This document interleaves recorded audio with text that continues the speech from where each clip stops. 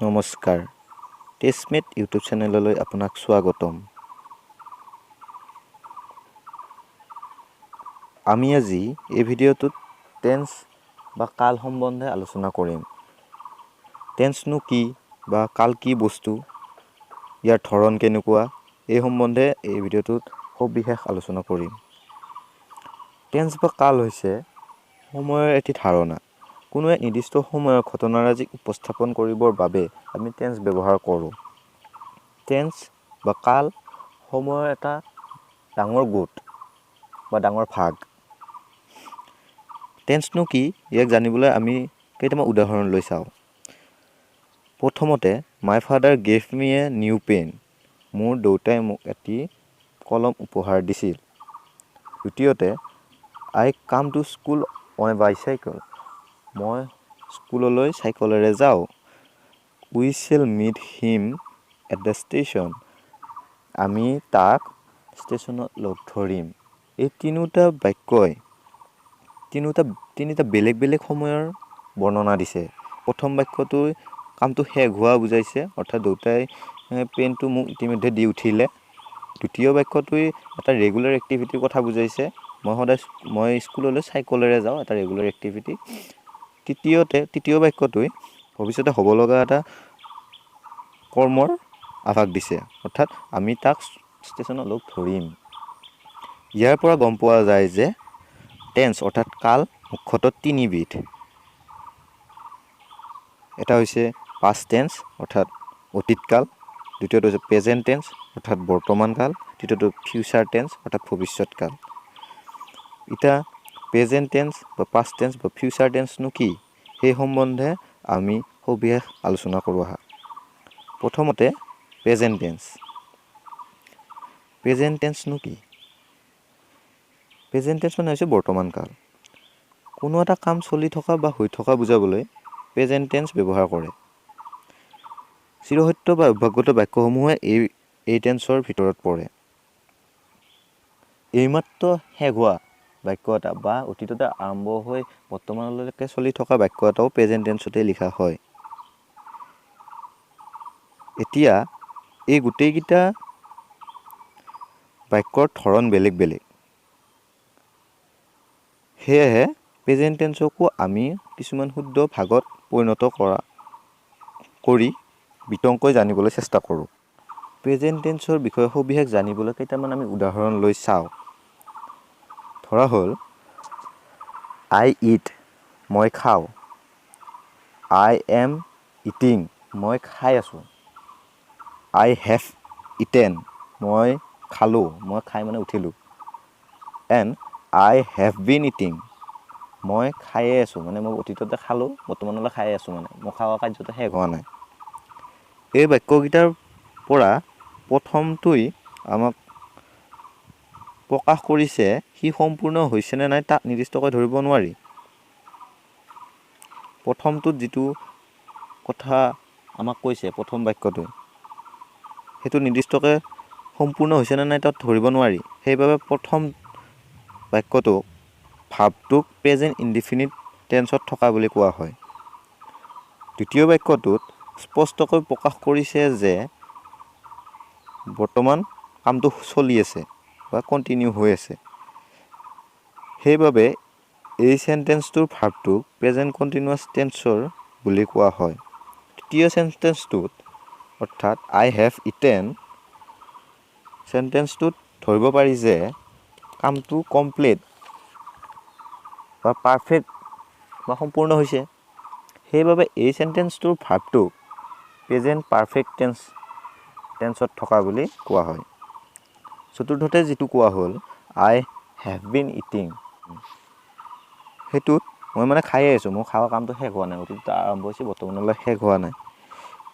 সেইটোত ভাৰ্বটোক present perfect কণ্টিনিউৱাছত থকা বুলি কোৱা হয়, কাৰণ বাক্যটোৰ পৰা এনেকুৱা অৰ্থ প্ৰকাশ পায় যে এটা অতীতৰ কোনো এটা সময়ত আৰম্ভ হৈ চলি আছে, এতিয়াও কামটো হৈয়ে আছে।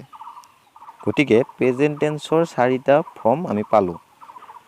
প্ৰথমটো চিম্পুল প্ৰেজেণ্ট বা প্ৰেজেণ্ট ইনডিফিনিট, দ্বিতীয়টো প্ৰেজেণ্ট কণ্টিনিউৱাছ, তৃতীয়টো প্ৰেজেণ্ট পাৰফেক্ট, আৰু শেষৰটো প্ৰেজেণ্ট পাৰফেক্ট কণ্টিনিউৱাছ। এতিয়া চিম্পল প্ৰেজেণ্ট বা প্ৰেজেণ্ট ইনডিফিনিটনো কি তাক জানো আহা।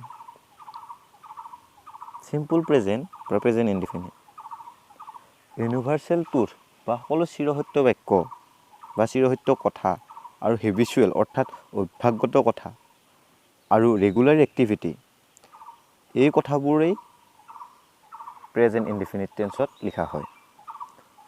এই টেন্সৰ বাক্যৰ গাঁথনি হ'ল subject plus main verb present tense plus object. মানে গাখীৰ বগাটো এটা চিৰসত্য বাক্য, সেয়ে ই প্ৰেজেণ্ট ইনডিফিনিট টেন্সৰ বাক্য। প্ৰেজেণ্ট ইনডিফিনিট টেন্সৰ বাক্যৰ গাঁথনিৰ পৰা চালে গাখীৰ বগা ইংলিছত ট্ৰেন্সলেশ্যন কৰিলে হ'ব মিল্ক ইজ হোৱাইট। আৰু যদি প্ৰেজেণ্ট ইনডিফিনিট টেন্সৰ বাক্যৰ ছাবজেক্টটো থাৰ্ড পাৰ্চন ছিংগুলাৰ নাম্বাৰ হয় তেনেহ'লে ভাৰ্বৰ লগত এছ বা ইএছ এটা যোগ হয়। যেনেধৰণে সূৰ্যটো সদায় পূবফালে উদয় হয়, the sun rises in the east. ছানৰ লগত দা আহিছে কাৰণ ছানটোক নিৰ্দিষ্টকৈ বুজোৱা হৈছে সূৰ্যটোক।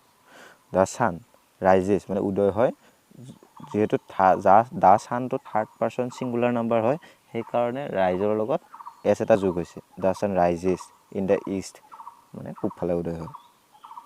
কিন্তু বাকী ক্ষেত্ৰত সেইটো দেখা নাযায়। মই সদায় ভাত খাওঁ, আই ইট ৰাইচ, ইয়াত কোনো এছ ব্যৱহাৰ হোৱা নাই। এইটো এটা ইম্পৰ্টেণ্ট কথা হয়। প্ৰেজেণ্ট ইনডিফিনিট টেন্সত এভৰিডে, অলৱেজ, টুডে এইবোৰ শব্দ প্ৰায়ে ব্যৱহাৰ হোৱা দেখা যায়। ইয়াৰ পিছত আমি আহোঁ প্ৰেজেণ্ট কণ্টিনিউৱাছ টেন্স। কোনো এটা কাম এই মুহূৰ্তত চলি থকা বা কোনো এটা ঘটনা এই মুহূৰ্তত ঘটি থকা বা হৈ থকা বুজাবলৈ এই টেন্স ব্যৱহাৰ কৰা হয়। বা কোনো এটা কাম বৰ্তমান চলি আছে বা হৈ আছে বা কোনো এটা কাম কৰি আছে, সেইটো বৰ্তমান চলি থকা কামটো বুজাবলৈ আমি প্ৰেজেণ্ট কণ্টিনিউৱাছ টেন্স ব্যৱহাৰ কৰোঁ। প্ৰেজেণ্ট কণ্টিনিউৱাছ টেন্সৰ বাক্যৰ গাঁথনিও আমি চাওঁ। প্ৰেজেণ্ট কণ্টিনিউৱাছ টেন্সৰ বাক্যৰ গাঁথনি এনেধৰণৰ: ছাবজেক্ট, তাৰপিছত ভি ভাৰ্বৰ পৰা এম ইজ আৰ আহিব, তাৰপিছত মেইন ভাৰ্ব প্ৰেজেণ্ট টেন্সত থাকিব, তাৰপিছত মেইন ভাৰ্বৰ লগত আই এন জি এটা যোগ হ'ব প্লাছ অবজেক্ট। এতিয়া এটা উদাহৰণ লৈ চাওঁ। প্ৰেজেণ্ট কণ্টিনিউৱাছ বুলি কওঁতে বৰ্তমান কামটো চলি থাকিব লাগিব। যেনে এতিয়া বৰষুণ দি আছে, বৰ্তমান বৰষুণ দি আছে, বৰষুণ দিয়া কামটো হৈ আছে বৰ্তমান। এতিয়া সেই বৰষুণ দি আছে এই বাক্যটো ইংলিছত ট্ৰেন্সলেশ্যন কৰিলে কেনেধৰণৰ হ'ব? বাক্য গাঁথনিৰ ফালৰ পৰা ইট, এমিজাৰ পৰা ইজ, ৰেইন মেইন ভাৰ্ব, ৰেইনৰ লগত আই এন জি যোগ হ'ব ৰেইনিং নাও। ইট ইজ ৰেইনিং নাও, এতিয়া বৰষুণ দি আছে। এইবাৰ আমি আহিম present perfect tense. Present perfect টেন্সনো কি? কোনো এটা কাম বা ঘটনা এইমাত্ৰ সমাপন হোৱা বুজাবলৈ এই টেন্স ব্যৱহাৰ কৰা হয়। অৰ্থাৎ এইমাত্ৰ কোনো এটা কাম শেষ হৈছে বা কোনো এটা ঘটনা এইমাত্ৰ ঘটি উঠিল, তেনেকুৱা বাক্য বুজাবলৈ আমি প্ৰেজেণ্ট পাৰফেক্ট টেন্স ব্যৱহাৰ কৰোঁ। ইয়াৰ বাক্যৰ গাঁথনি হৈছে subject plus have has, main বি ভাৰ্বৰ have has plus verb past participle, main ভাৰ্বটো পাষ্ট পাৰ্টিচিপলত হ'ব এবাৰ, প্লাছ অবজেক্ট। এটা উদাহৰণ লৈ চোৱা যোৱা যে মনোজ এইমাত্ৰ আহি পালে। এই বাক্যটোৱে এইমাত্ৰ কামটো শেষ হোৱা বুজাইছে, মানে মনোজ এইমাত্ৰ আহি পালে। ইয়াক বাক্য গাঁথনিৰ ফালৰ পৰা চালে এনেদৰে টেন্স। ইয়াৰ পিছত আহিলোঁ present perfect continuous. Present perfect continuous হৈছে কোনো কাম বা ঘটনা অতীততে আৰম্ভ হৈ বৰ্তমানলৈকে সেই কাম বা ঘটনাটো চলি থকা বুজাবলৈ প্ৰেজেণ্ট পাৰফেক্ট কণ্টিনিউৱাছ টেন্স ব্যৱহাৰ কৰা হয়। অৰ্থাৎ কোনো এটা কাম অতীততে আৰম্ভ হৈছে বা পাষ্টত আৰম্ভ হৈছে কিন্তু বৰ্তমানলৈ কামটো চলিয়ে আছে, শেষ হোৱা নাই বা ৰখা নাই, তেনেকুৱা এটা বাক্য আমি প্ৰেজেণ্ট পাৰফেক্ট কণ্টিনিউৱাছ টেন্সত লিখিব পাৰোঁ। এই বাক্যসমূহৰ গাঁথনি এনেধৰণৰ: subject plus have has plus been be ভাৰ্বৰ past participle been plus main verb present টেন্সত লিখি ing এটা যোগ কৰিব লাগিব তাৰপিছত অবজেক্ট এতিয়া ইয়াৰ উদাহৰণ এটা লোৱা যাওক ৰাতিপুৱাৰ পৰা বৰষুণ দি আছে এতিয়া ইয়াক বাক্য গাঁথনিৰ ফালৰ পৰা চাই ট্ৰান্সলেশ্যন কৰিলে এনে ধৰণৰ হ'ব it has been raining since morning অৰ্থাৎ কোনো এটা কাম অতীততে আৰম্ভ হৈছে কিন্তু এতিয়ালৈ চলিয়ে আছে শেষ হোৱা নাই বৰষুণ ৰাতিপুৱাই দিছে কিন্তু এতিয়ালৈ দিয়ে আছে চলিয়ে আছে শেষ হোৱা নাই বা ৰখা নাই তেনেকুৱা বাক্য আমি প্ৰেজেন্ট পাৰফেক্ট কন্টিনিউয়াছ টেন্সত লিখিব পাৰোঁ প্ৰেজেন্ট পাৰফেক্ট কন্টিনিউয়াছ টেন্সত সাধাৰণতে since for ইউজ হয়